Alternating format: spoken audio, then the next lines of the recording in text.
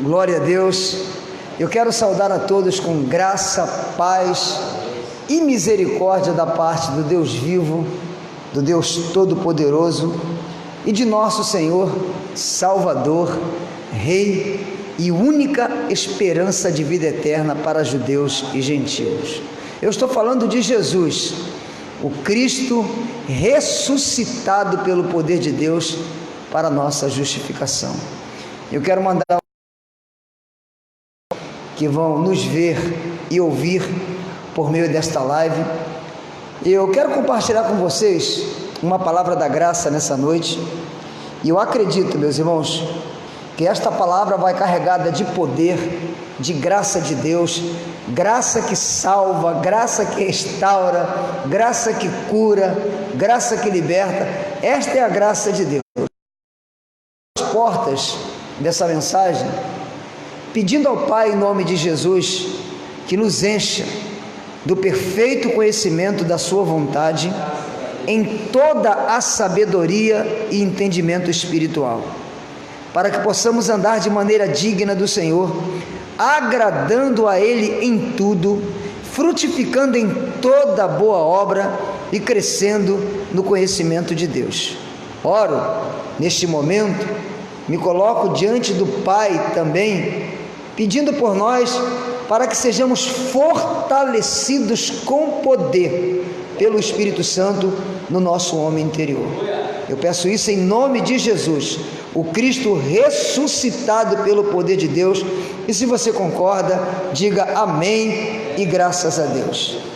Queridos, eu quero compartilhar com vocês uma palavra, e Paulo, o apóstolo da graça de Cristo para nós, os gentios, ele escrevendo a Tito e a nós, no capítulo 2, eu queria que você que está me acompanhando, se já tem alguém acompanhando, eu queria que você abrisse na carta que Paulo escreveu a Tito, e o Espírito Santo testifica que essas verdades espirituais debaixo da graça é para nós hoje, gentios salvos pela graça de Deus.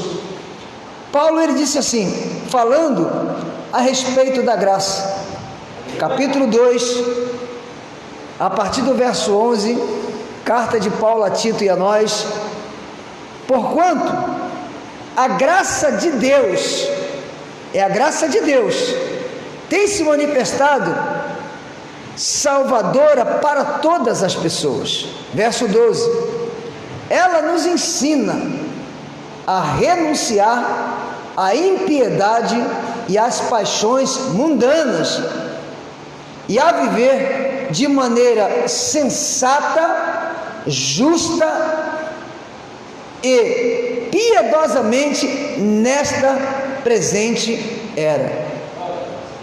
Meus irmãos, a graça de Deus, como disse Paulo, o apóstolo da graça de Cristo para nós os gentios, ela se manifesta salvadora. A graça do Senhor Jesus não se manifesta escravizadora, ela não se manifesta como uma forma religiosa. A graça de Deus em Cristo não se manifesta como sendo um movimento criado por homem algum. Essa graça, ela se manifesta salvadora, ela é derramada sobre todas as pessoas, entendendo nós, pelo Espírito Santo, que é claro, Deus tem aqueles que lhes pertencem. Isto é incontestável, isto é inabalável, disse Paulo escrevendo a Timóteo e a nós, que Deus conhece aqueles que lhe pertencem. E Paulo diz: todo aquele que invoca ao Senhor, aparte-se da iniquidade. Paulo agora está dizendo a Tito e a nós que esta graça, ela salva, e esta graça, ela educa. Paulo está dizendo que a graça de Deus, ela é salvadora e também ela é educadora, meus irmãos. Aí você pode perguntar: irmão Marcos, mas para que propósito? Qual é o objetivo? Qual é a razão da graça ser educadora?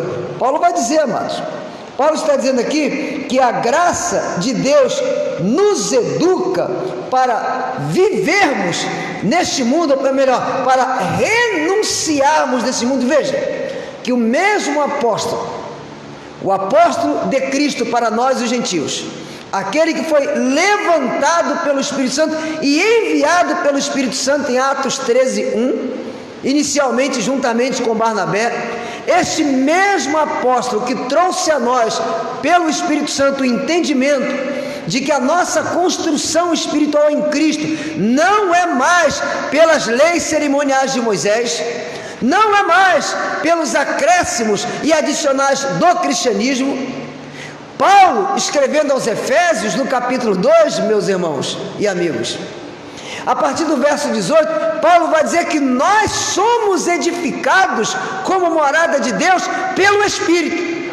Debaixo da graça, essa construção espiritual não é mais por práticas religiosas, é pelo Espírito Santo. E esse apóstolo que trouxe o entendimento a nós gentios de que a salvação é pela graça, por meio da fé, isto não vem de nós, é dom de Deus, não vem de obras para que ninguém se glorie, está lá em Efésios 2, a partir do verso 8, é o mesmo apóstolo que, escrevendo a Tito agora, e entendemos pelo Espírito Santo que esta palavra, esta verdade é para nós hoje, agora.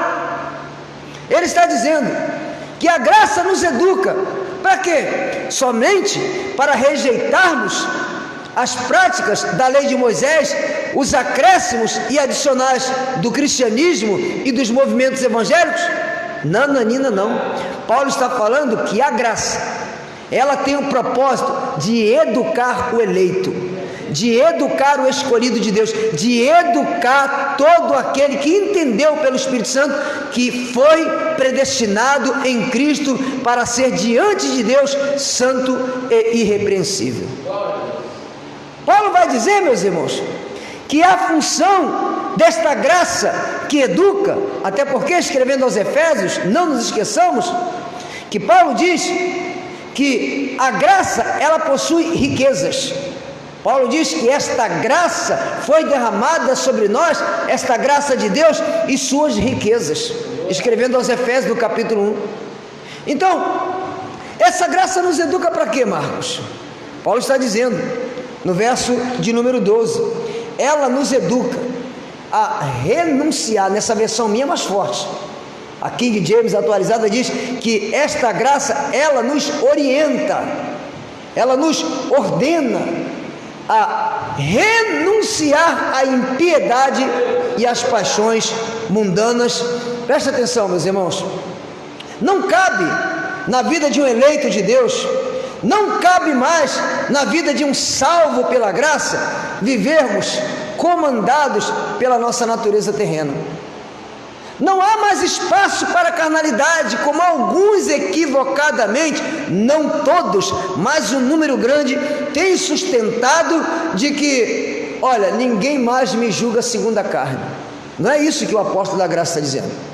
Esse mesmo Paulo que disse isso aí, e alguns estão de forma equivocada aplicando uma hermenêutica mal interpretada, Paulo está falando a respeito do Senhor Jesus.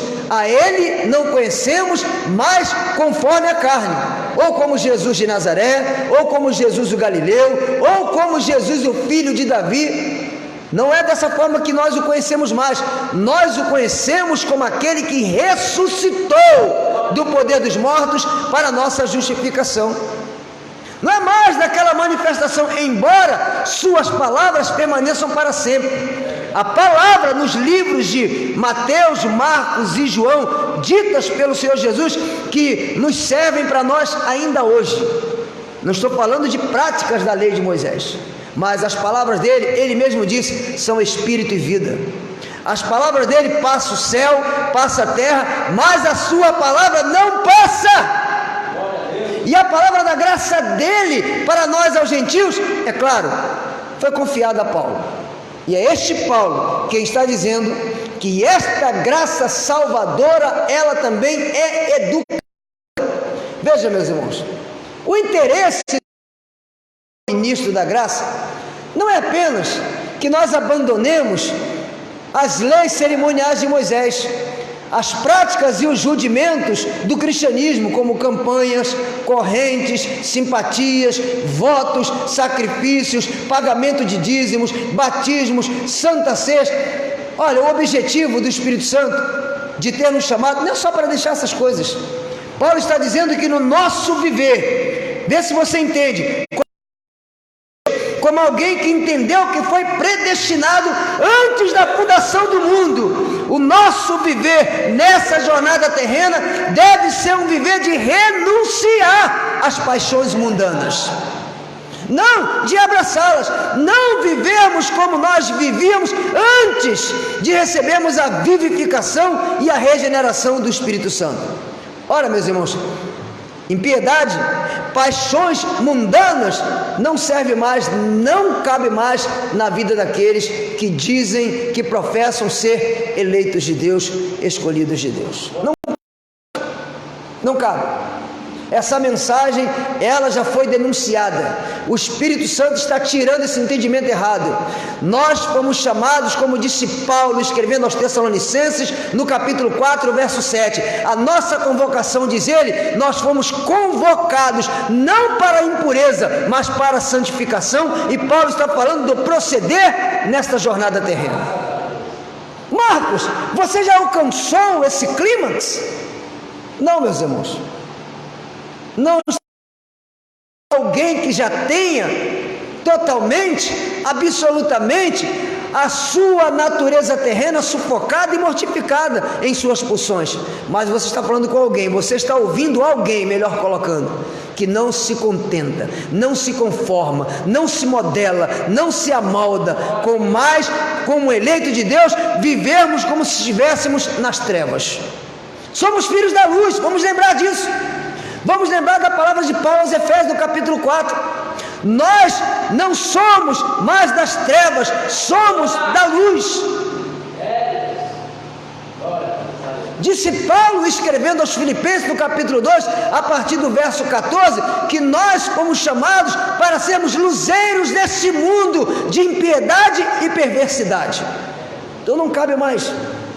A graça, meus irmãos, tem que refletir nas nossas vidas, não apenas como um discurso bonito, não apenas como uma mensagem muito elaborada, bem montada, quer seja dita com eloquência, quer seja dita com calma. A graça tem que ser conhecida em nossas vidas pelas nossas ações, pelo nosso olhar, pelo nosso comportamento, o nosso proceder no dia a dia, em casa e diante dos homens. Esta é a graça que eu profetizo sobre a tua vida, em nome de Jesus. Essa é a graça que eu quero para mim. É esse viver debaixo da graça que eu quero como padrão para a minha vida. Então, não está falando um moralista aqui. Não está falando aqui alguém que já conseguiu mortificar, sufocar as suas pulsões carnais por completo, não. Mas está alguém aqui que não se conforma de ser um eleito e andar conforme as pessoas que não foram visitadas pela graça de Deus ainda. O chamado é para fazer uma diferença. Onde está escrito isso, Marcos? Paulo vai falar aqui mesmo. Paulo vai dizer isso. Siga comigo. Olha aí, no capítulo de número 2 ainda, verso 12, sim, ele, ou a graça, perdão, nos orienta a renunciar à impiedade e às paixões mundanas, e a viver, está falando desse tempo, desta vida, e a viver de maneira sensata, nesta presente era. Eu sei que alguns entenderam que nós estamos aperfeiçoados no Espírito. Sim, no Espírito, por causa da nossa nova natureza agora em Cristo, somos perfeitos espiritualmente, mas ainda não somos maduros. Ainda há muita infantilidade em nós. Quer ver uma prova disso? A divisão, o ciúme, a contenda. Não é isso que Paulo, escrevendo aos Coríntios, disse? Porventura, havendo entre vós ciúmes, contendas, divisão, não sois carnais? O espírito está pronto, meus irmãos, é verdade, mas a nossa natureza humana é fraca. Quem disse isso foi o Rei dos Reis, o Rei dos Gentios. Foi ele que disse: vigiai e orai para que não entreis em tentação, porque o espírito está pronto, mas a carne é fraca. Agora, não significa, porque eu tenho uma natureza terrena fraca, que não coaduna com as coisas do Espírito, não significa que eu tenho que me sujeitar mais a ela, ou usar argumentos como esse. Não, olha, o meu viver segundo a carne não é...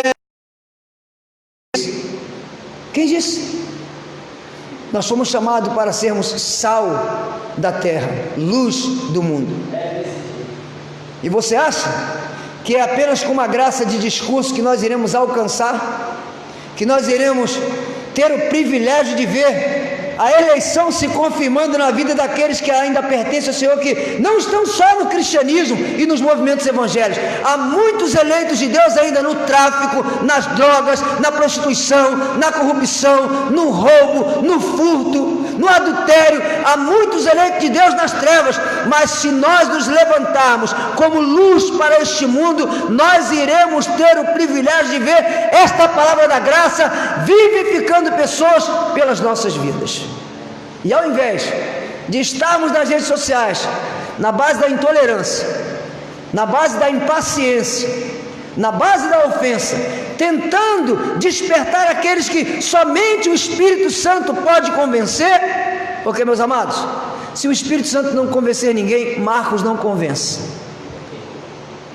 Ao invés disso, nós deveríamos orar pelos nossos irmãos. E da mesma forma que nós tivemos a venda retirada, eles também terão, se pertencerem ao Senhor. Eu sei que talvez muita gente não concorde com essa mensagem, pastor Marcos, nós que estamos aqui e aqueles que estão nos ouvindo agora, mas chega, meus irmãos, chega desta graça que na verdade é apenas uma carta branca para se viver segundo a carne. Chega. A graça, ela nos chama para uma responsabilidade, para uma posição de santidade, de separar. A palavra igreja implica nisto, chamados para fora.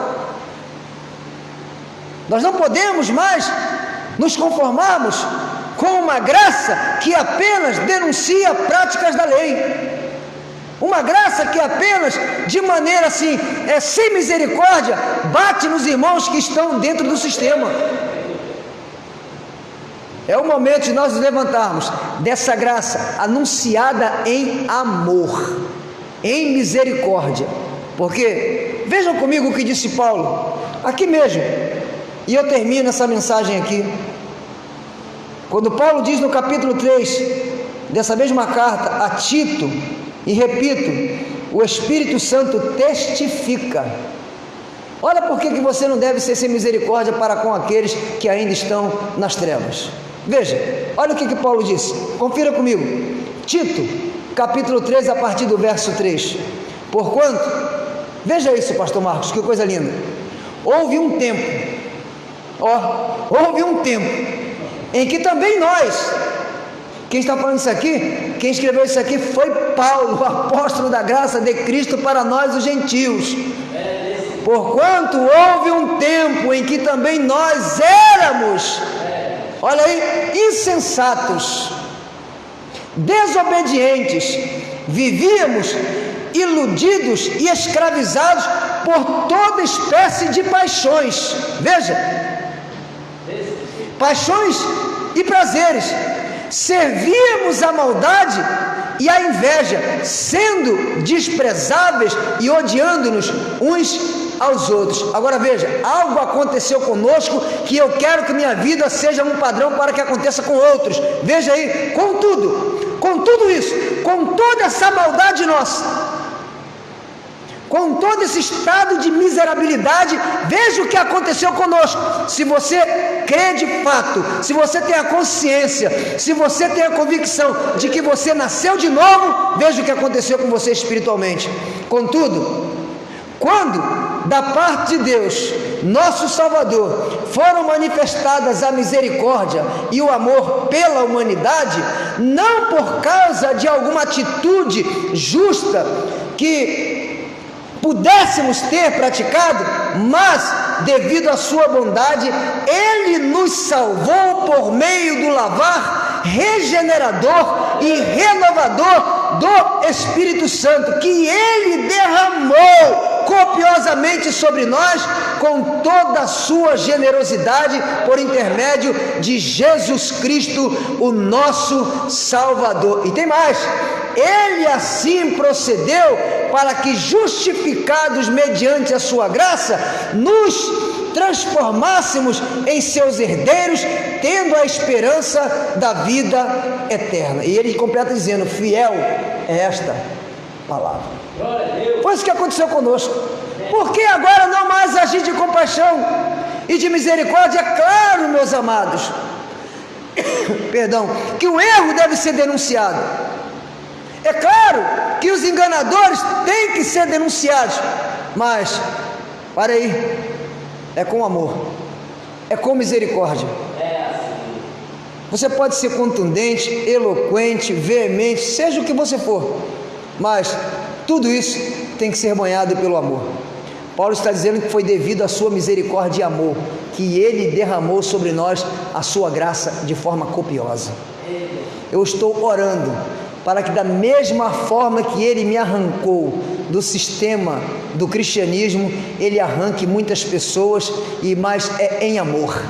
Porque, meus irmãos, apresente uma graça intolerante, ofensiva, e você, ao invés de atrair as pessoas, só vai afastá-las.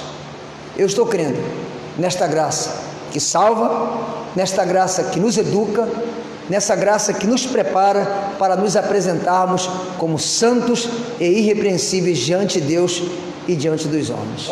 Eu quero terminar aqui e pedir ao Pai que nos fortaleça com a sua graça, nos fortifique, não apenas tenhamos entendimento e prática na vida de uma graça que abandona apenas práticas religiosas, mas uma graça que encarna a santidade do Senhor Jesus.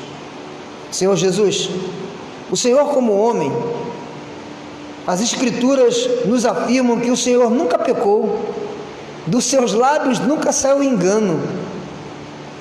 Nos ajude pelo Espírito Santo a termos esse mesmo proceder, esse mesmo viver. Aquele a quem tu confiaste o apostolado para nós gentios, é quem mais dentre os teus apóstolos nos incentiva a andar de maneira santa, justa e agradável a ti e diante dos homens. Nos ajude para que a graça não seja apenas uma mensagem ofensiva. Aliás, isso não é graça. A tua graça, meu Senhor, ela não é proclamada nem apenas de palavra. A tua graça, segundo Paulo escrevendo aos Tessalonicenses, ela é carregada de poder do Espírito Santo e convicção de fé. E eu estou certo de que há muitos que me verão, que me veem agora, que me ouvem agora, me verão e me ouvirão, que têm o mesmo desejo.